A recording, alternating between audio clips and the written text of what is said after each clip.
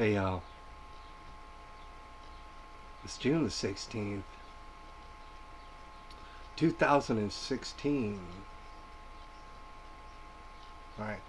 I just came across a couple videos, and I want to share them with you. You might have already seen these couple of videos, alright, because they went semi-viral. But just in case if you hadn't seen these couple of videos, I wanted to share them with you. Now, before I share them with you, let me just go ahead and lay the foundation. Basically, these are two different video clips, two different preachers. One, Robert Jimenez out of Sacramento, California. The other one, Stephen Anderson out of Tempe, Arizona. All right, they're gonna start saying what you would classify as hate speech. Now, before I roll this clip, these couple of clips, let me just reinstate. I'm for hate speech, all right? In a way that some things are worth hating. They really are. And secondly, if you're out publicly speaking on hating about things that don't deserve to be hated on, well, the good thing about that is people can openly criticize you, and they can humiliate you, and they can dismantle your argument, and they can use facts to totally embarrass you up one way or down another. That's the dangerous part of your hate speech. Do I think it should be censored? Nah, not really. Do I think it should be taken to jail? No, obviously not. But with that being said, let me go ahead and roll these clips for you. Let me go ahead and roll them.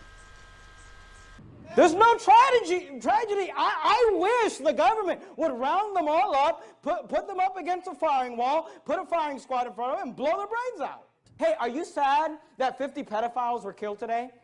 No, I think that's great. The good news is that there's 50 less pedophiles in this world because, you know, these homosexuals are a bunch of disgusting perverts and pedophiles. That's Pastor Steve Anderson of Tempe, Arizona, in his own YouTube sermon Sunday. YouTube has since deleted the clip, saying it violates their rules about hate speech. Is this coordinated with him? It's not coordinated with him. Pastor Steve Anderson is a good friend of mine. We've known each other for many years. And in fact, Jimenez and Anderson will be headlining a prayer conference here in Sacramento at the end of July. All right, you see that? You see that right there? See, the reason I had to speak on that right now is because I feel like the Holy Spirit is advising me to speak on that right now. All right, because we all know that these hate speech laws are going to be designed to go ahead and silence critics of sinful nature. All right, that's what they're going to be designed to do. All right, but at the same time, you know, I can't say that I completely agree. I can't say that I completely agree with these two pastors at all. All right, and I welcome a discussion about it. I would love to hear y'all's feedback. I would love to hear their feedback if ever they had the time. All right, but basically what I got caught up on was a couple different things. Number one, we started like this, you know, that one Sacramento pastor, Robert Jimenez, was talking about that, he thinks that it's a great thing that they all got shot up and all these homosexuals got shot up, and he wishes the government would shoot them up and stuff. That would make him feel a lot safer at night. And I gotta go ahead and disagree with that right there. You know what I'm saying? For one, you're asking the government to do all sort of murdering for you, and that is just not a good look, alright? And secondly, if you're gonna praise this Muslim person, who may or may not have been the only person involved, in fact, probably wasn't. But if you're going to praise this Muslim person for doing what he did, talk about how he's made Orlando safer somehow, then let me ask you a question. How come you didn't do it? Robert Jimenez? You have like a higher calling or something like that? I mean, you're certainly praising what he did. But the thing is, I don't think that you have it in you to do that, to go ahead and do that. I wouldn't advise you to do that. It sounds stupid and foolish. Destructive for no reason. It really does. But let me go on to my second point. In both these pastors went out of their way to say this. They called all the homosexuals in the club. They called them, first of all, we don't know that all the people were homosexuals, but assuming that they all were homosexuals and assuming that they actually did get killed and this is not a big old hoax, well, assuming that they are all homosexuals, that doesn't necessarily make them pedophiles, does it? I don't think it does. Right? That's just being honest, man. From what I've seen and heard and what I've read in the scriptures, being a homosexual does not make you or qualify you automatically to be a pedophile. Right, that is not the gospel. That's not the truth. All right? I'm willing to bet you there's a lot of homosexuals out there who are not pedophiles. And at the same time, I got to really bet you that there are some what you would call straight folks out there who are pedophiles. All right, how much you want to bet me on that? All right, so to label every single homosexual as a pedophile, you're slipping on that. Not only that, it's like you're praising these Islamic people, if that's who they were, for killing all sort of people, saying that they're making the world a better place somehow. That's ridiculous. Now, before I get to my final point, let me just say this.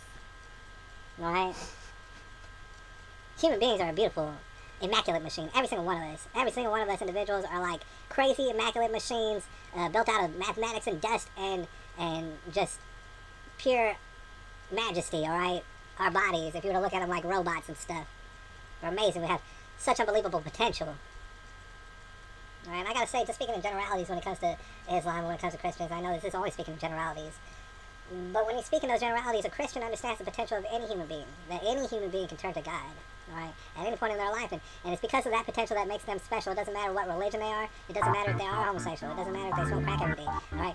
They have the potential to turn to God, become a different person. Not only that, the reason pedophilia is so bad, the reason pedophilia is something to be spoke out against, is that a baby, as compared to a full-grown human being, a baby has way more potential. There's way more potential. That is and has always been the case, and that's why pedophilia is unspeakable.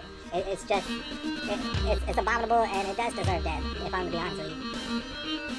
Right, but to go as far as to call all homosexuals pedophiles, that's not accurate. It just isn't accurate, and I would love to discuss with anybody who feels that way.